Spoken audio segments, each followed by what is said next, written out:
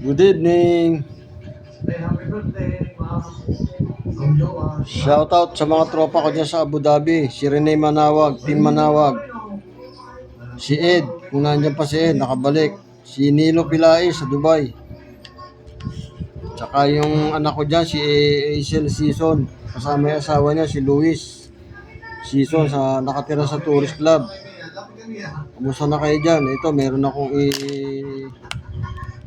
bablog sa YouTube. Dumating na yung bigas namin na basmati rice. 10 kilo. 1 week namin hinintay. Tsaka yung mga shoutout sa mga kasama ko dyan dati sa Sheikh Hamdan Palace, Albatin. Malapit sa Al Hidriyat Bridge. Ngayon meron na siyang beach dun eh. Buksan natin yung dumating na parcel na bigas na basmati rice.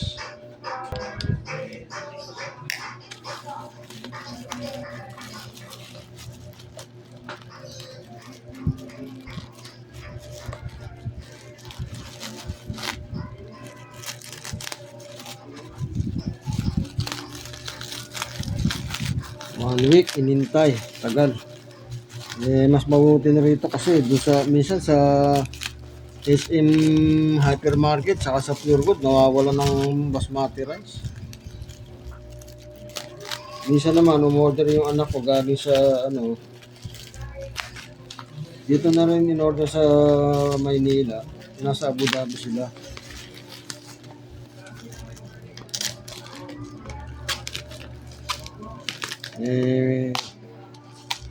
Hindi na kami nakalimutan namin. Tsaka maraming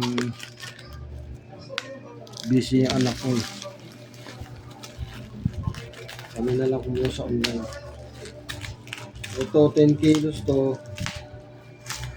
Kakahalaga ng 1,000 plus.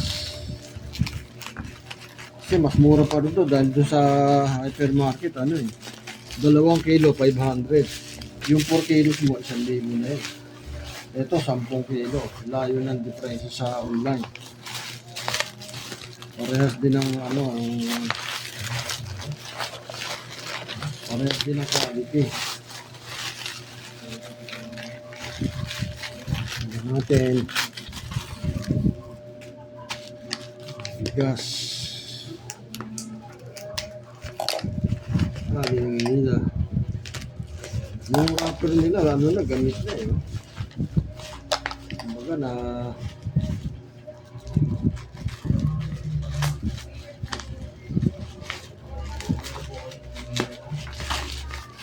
binex ko yung kanina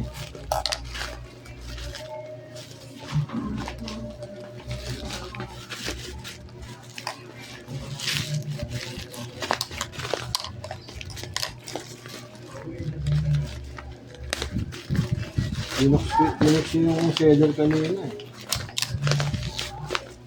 yung riders, pinex ko. Ano ko, dahil itong bago ngayon niya. Kasi naman, dumating na. Ano po ang aming bigas?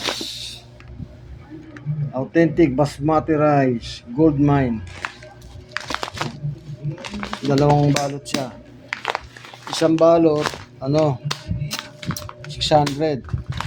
Kaya ito, 600, 1, 2. Pero kung bibili mo to sa hypermarket, 2 kilo, 500. So, lumalabas 4 kilos, 1,000 na. Ito, 10 kilo, 1,000. Mas mura. Ayan mahabang niya yung hibla ng bigas. Yun lamang, na-flex ko lang. Thank you for watching.